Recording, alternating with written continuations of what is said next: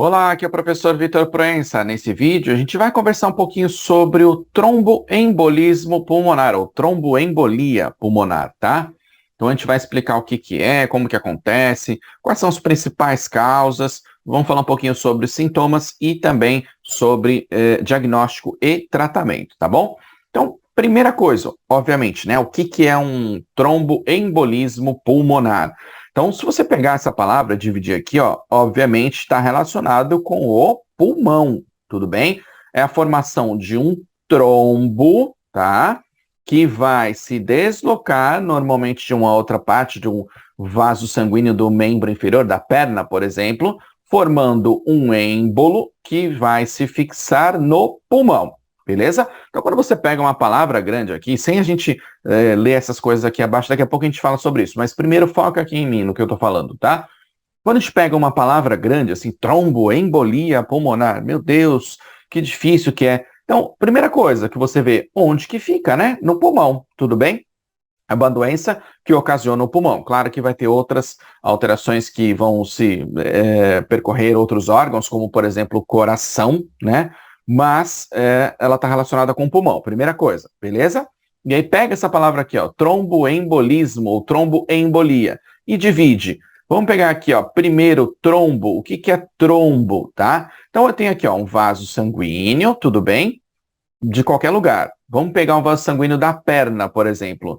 Se você tem uma alteração nesse vaso sanguíneo da perna, sei lá, uma lesão endotelial, alguma causa de hormônio, alteração hormonal, alteração no fluxo sanguíneo, porque o vaso está mais dilatado e teve uma estase venosa, que a gente diz, entre outras alterações, a gente tem alteração e estimulação aí, basicamente, dos fatores de coagulação, da coagulação, de uma maneira geral. E aí a gente começa a ter a formação de um coágulo que aqui dentro do vaso sanguíneo a gente chama de trombo, tudo bem? Então isso é um trombo, beleza?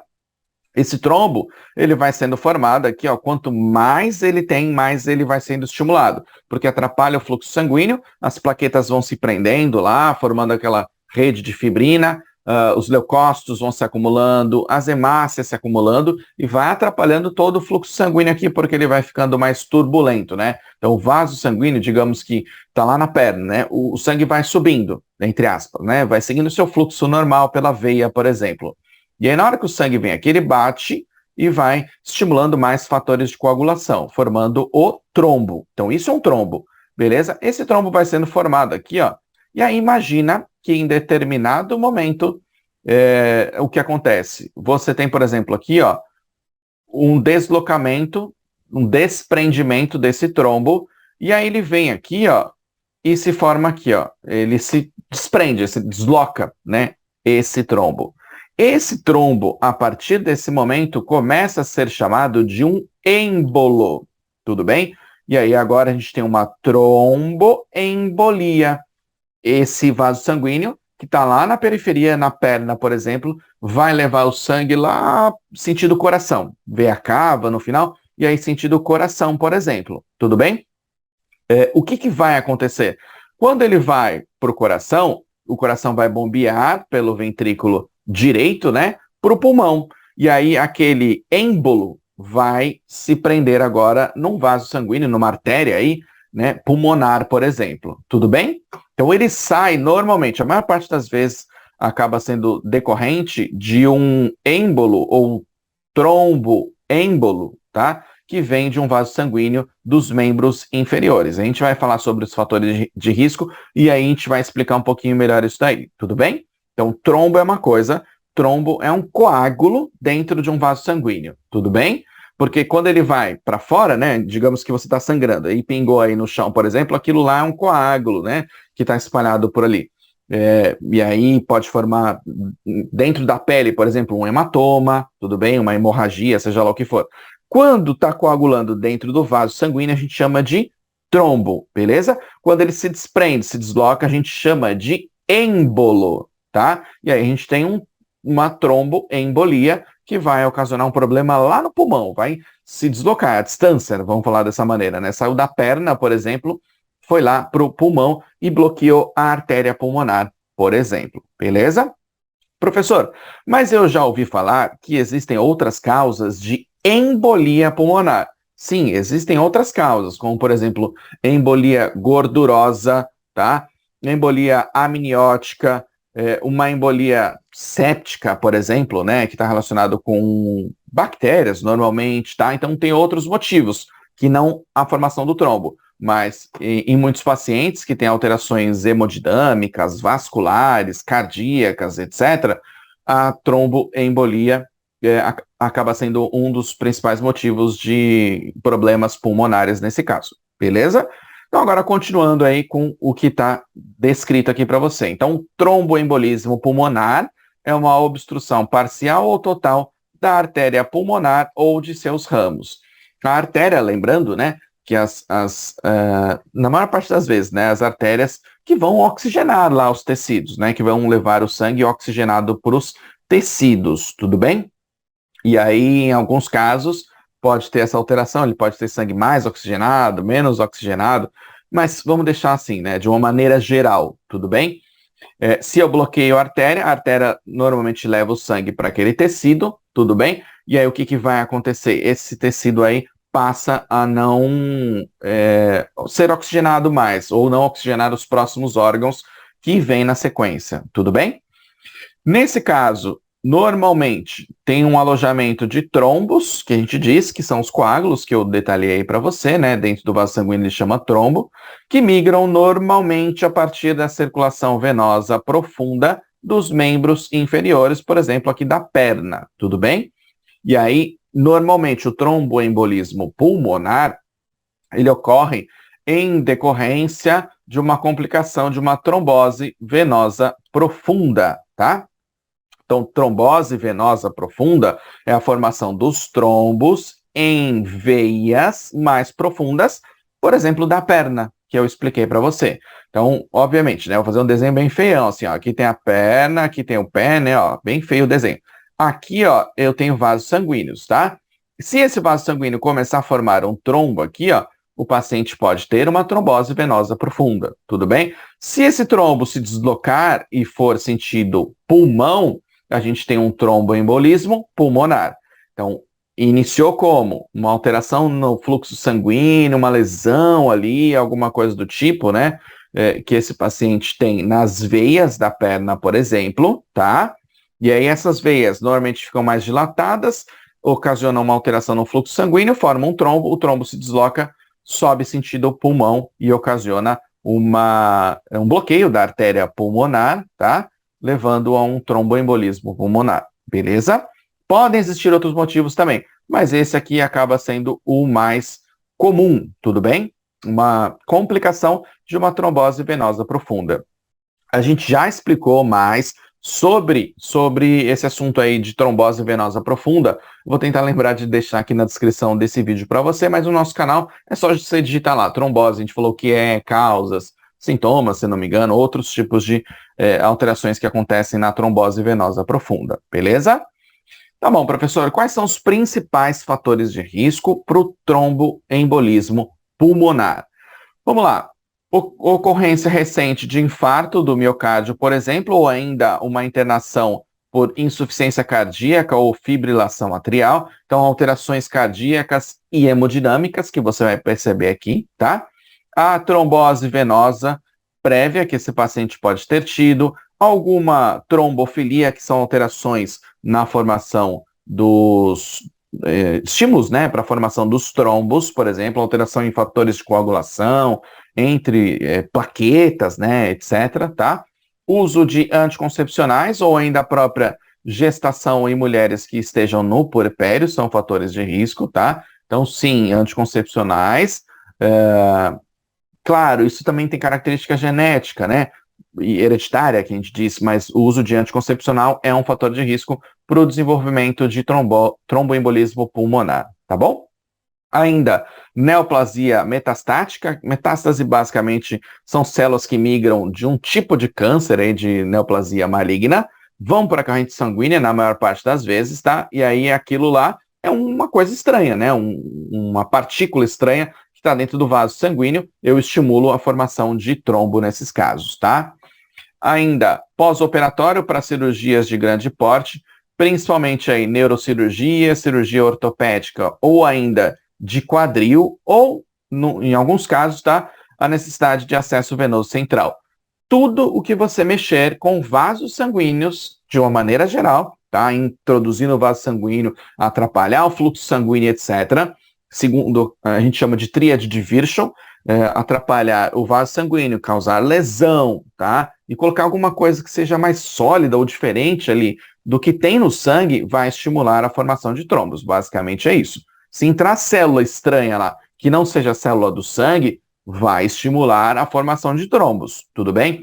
Se entrar gordura, sei lá, um osso quebrou, o conteúdo da mieloide, né? O conteúdo ali de dentro da medula óssea, entrar na corrente sanguínea, vai estimular a formação de êmbolo, nesse caso, né, de embolia pulmonar, tudo bem? Ainda, imobilização em viagens que se prolonguem por mais de 8 horas, sem você contrair os músculos da perna, por exemplo, lá, gastrocnêmio sólido, os músculos do pé, da perna de uma maneira geral, não fizer movimentação, não levantar e caminhar, por exemplo, se ficar muito tempo parado dentro de um avião, ou às vezes até em pé mesmo, né? Porque quando você fica em pé muito tempo, você tem, por força gravitacional, dilatação dos vasos sanguíneos dos membros inferiores. E aí é mais difícil levar o sangue sentido coração, tudo bem? Então, quando a pessoa, o paciente, seja lá quem for nesse caso, né, fica parado, imobilizado por muito tempo, tem mais chance de ter uma estase venosa, né, de alteração no fluxo sanguíneo, basicamente, e aí formação de trombos, estímulo de coagulação, que a gente diz, né, dos fatores lá de coagulação. E ainda situações que favoreçam lesão vascular, traumas, idade avançada, tabagismo, sedentarismo, né, falta de atividade física, por exemplo, tudo isso vai ser fator de risco para embolia pulmonar, de uma maneira geral, principalmente a tromboembolia pulmonar. Tudo bem? Tá, professor, mas como que eu posso saber que eu tenho uma tromboembolia pulmonar? É claro que é uma emergência, você vai lá, sentindo qualquer desses sintomas aqui, você vai para o médico, procura um auxílio, um pronto-socorro, seja lá o que for, e vai solicitar um auxílio de um médico, tudo bem? De uma equipe especializada, suporte, tá? Sentiu qualquer desses sintomas, vai lá e procura um médico, tá bom? Mesmo que você esteja pecando por excesso. Então, ó, sensação repentina de falta de ar. Professor, mas eu ouvi falar que, por exemplo, síndrome do pânico, ansiedade, qualquer coisa do tipo, também pode ter isso aqui, também pode ter. Mas quem vai avaliar isso daí vai ser um enfermeiro, o médico que está lá te recebendo num pronto-socorro, tudo bem? Ele vai verificar pressão arterial, batimentos cardíacos, vai verificar com um oxímetro, normalmente coloca lá na ponta do dedo, né? Mas tem outros tipos, obviamente. Vai verificar a oxigenação que você tá do sangue, tudo bem? Então, existem exames e testes que podem ser feitos para saber se de fato é isso ou não. Vai fazer um eletrocardiograma, tudo bem? Então, ó, dor no peito que piora ao respirar fundo, tossir ou comer. Pô, essa dor no peito está relacionada com pulmão ou está relacionada, por exemplo, com coração? Pode ser um infarto do miocárdio, que irradia mais para o membro superior esquerdo, por exemplo, uma angina pectoris, outras alterações. Então, quem vai saber isso daí é o médico fazendo análise, por exemplo, de troponinas, creatinoquinase e o próprio eletrocardiograma que eu citei aqui para você. Tudo bem? Tosse constante e que pode conter sangue, que a gente chama de hemoptise, tá? Então, não é normal isso daí, você tossir e sair sangue. Professor, mas eu ouvi falar aqui pneumonia, tuberculose e algumas outras infecções respiratórias, pode sair sangue. Sim, pode sair. Mas sensação repentina de falta de ar ao mesmo tempo não vai ocorrer nesse caso. Tá? O paciente já está alguns dias, por exemplo, com uma tuberculose, em alguns casos até algumas semanas. Tá? E aí sai um tipo, né, de secreção diferente, com pus, vai ficar verde, preta, né, no caso de tuberculose especificamente, aí é diferente, tá? Inchaço das pernas ou dor ao movimentar as pernas, e aqui, obviamente, né, normalmente está relacionado com trombose venosa, em alguns casos aí, trombose venosa profunda, ou TVP, que a gente diz, tá? Pele pálida, fria ou azulada, isso aqui é relacionado à isquemia, tá? A baixa oxigenação, uma hipóxia que esse paciente está tendo, tudo bem? Sensação de desmaio, ou o próprio paciente já desmaiar, Confusão mental, principalmente em idosos, mas é claro, também tem outros motivos para essa confusão mental aqui, mas nesse caso está mais relacionado com a oxigenação dos tecidos, principalmente do sistema nervoso central, batimentos cardíacos rápidos ou irregulares, porque quando o seu sistema nervoso central, principalmente lá, bulbo, entre outras regiões do seu sistema nervoso, perceberem isso aí, do seu encéfalo, né? Perceberem isso aí, detectarem a baixa oxigenação, ele vai tentar fazer o quê? Aumentar o batimento cardíaco para manter esse fluxo sanguíneo no seu corpo, tudo bem? Só que aí vai aparecer, a pele vai estar gelada, o paciente vai estar mais esbranquiçado, ou em alguns casos, né, que a gente até mostrou aqui, ó, mais azulado, tudo bem? E o batimento cardíaco lá bombando, lá para 100 e poucos batimentos por minuto, por exemplo, tudo bem? E aí, em alguns casos até irregulares, o paciente apresentando as chamadas arritmias cardíacas, tá? E as tonturas que não melhoram. Você percebe que alguns dos sintomas que a gente está relatando aqui estão relacionados, em muitos casos, na verdade, com o coração. Obviamente, né? Porque tem uma relação muito forte do pulmão com o coração. O pulmão precisa captar o oxigênio para o coração bombear o sangue. Aí vai lá, átrio direito, ventrículo direito, né? Bombear, ventrículo esquerdo, desculpa, átrio esquerdo, ventrículo esquerdo, bombear o sangue pela artéria aorta para o resto do nosso corpo, tudo bem? Se o pulmão não está funcionando adequadamente, está bloqueado o fluxo sanguíneo no pulmão, ele não tem um sangue oxigenado adequadamente para o coração receber esse sangue, bombear e bater e espalhar o sangue por todo o organismo. Então, sim, vai ter uma relação muito forte. E aí, outras coisas que você deve ter percebido aí, também tem uma relação muito forte com o sistema nervoso. Claro, o sistema nervoso não está recebendo sangue oxigenado, tudo bem? Ele está entrando em hipóxia e isquemia. E aí, sim, vai aparecer sintoma de alteração aí no sistema nervoso central, tudo bem? E quando ele não consegue receber sangue, o seu cérebro, ele estimula quem a bater mais? Por basicamente sistema nervoso autônomo simpático, né? Estimula o coração a bater mais, então o coração vai ter arritmia.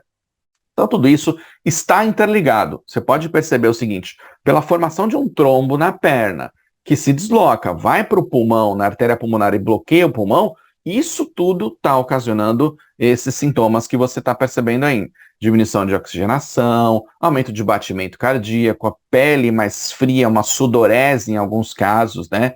Que pode estar acontecendo nesse paciente, beleza? Então, de posse de todos esses sintomas, o paciente já está lá num pronto atendimento, né? Espera-se que ele já tenha sido levado para lá. De posse de todos esses sintomas e sinais, etc., que o médico está avaliando, o médico, enfermeiro, seja lá quem está atendendo nesse momento, o médico vai fazer o diagnóstico. E aí ele faz lá o exame clínico, tem todo um score para isso, com base na sintomatologia, que a gente chama de score de Wells, tá? E aí, com base nesse score e na instabilidade hemodinâmica que esse paciente está tendo, ele vai solicitar exames específicos, como, por exemplo, o exame de dímero D, ou D-dímero, que está relacionado com produtos de degradação da fibrina. Então, os trombos, basicamente, são redes de fibrina, né, entre outras coisas, plaquetas, hemácias e etc. Mas, basicamente, quando tem formação de trombo, em paralelo, a gente já começa a dissolver esse trombo, porque se continuar formando trombo, esse paciente aí pode ter uma disseminação, né, que a gente diz aí, uma alteração disseminada, tá? O paciente pode ainda ter que passar por radiografia, eletrocardiograma, angiotomografia computadorizada, entre outros exames de imagem que a gente diz. Isso vai depender, obviamente, tá? Do score que o paciente tiver aí quando ele vai para o pronto atendimento, para a instabilidade que ele tenha, ou estabilidade hemodinâmica, e aí o médico vai solicitar exames específicos. A primeira coisa é estabilizar esse paciente, né? Então, já partindo aqui para o tratamento, a primeira coisa, como eu já disse, é a estabilização hemodinâmica, tudo bem? E aí, depois, na sequência, tentar dissolver esses trombos que estão sendo formados aí, tá? Com anticoagulantes, trombolíticos, e aí, obviamente, né, lá dentro de um centro de terapia intensiva, dentro de um hospital, por exemplo, que isso vai ser feito, não é em casa normalmente, tá? Agora, o paciente teve isso e ele já tem alguns fatores de risco, né, para a formação desses trombos aqui. É possível que a partir dali ele possa utilizar, por exemplo, antiagregantes plaquetários, como por exemplo o ácido acetilsalicílico. Dependendo da situação, ele passa a utilizar anticoagulantes, porque imagina a seguinte situação: se ele já tem uma formação muito grande de trombos, e se esse trombo formar lá no cérebro, por exemplo, ele pode ter um acidente vascular encefálico, e aí a situação pode se agravar ainda mais, né, do que já está nesse paciente. Então vai depender da conduta e das características, né, desse paciente e a conduta que o médico vai ter, beleza? Então é isso. Se gostou desse conteúdo, clica aqui em curtir e já deixa seu comentário para eu saber o que você está pensando sobre esse tipo de vídeo. E claro, se inscreve, ativa as notificações, clica lá em inscrever-se, no sininho e tal, ativa todas as notificações para você receber os próximos vídeos. A gente vai detalhar um pouquinho mais sobre esses assuntos aí. Aqui foi uma aula geral para você entender o tromboembolismo, mas a gente vai falar sobre outros tipos de embolia pulmonar também, tá bom? Só para constar, a gente tem uma plataforma de cursos dentro da área da saúde, que é o Passaporte IBAPFlix, tem mais de 50 cursos certificados. Vou deixar um link aqui na descrição desse vídeo, clica lá, conhece os cursos, tem garantia e tudo mais, tá bom? Então é isso, meu nome é Vitor Proença, muito obrigado por você me ouvir até agora, um grande abraço e até o próximo vídeo.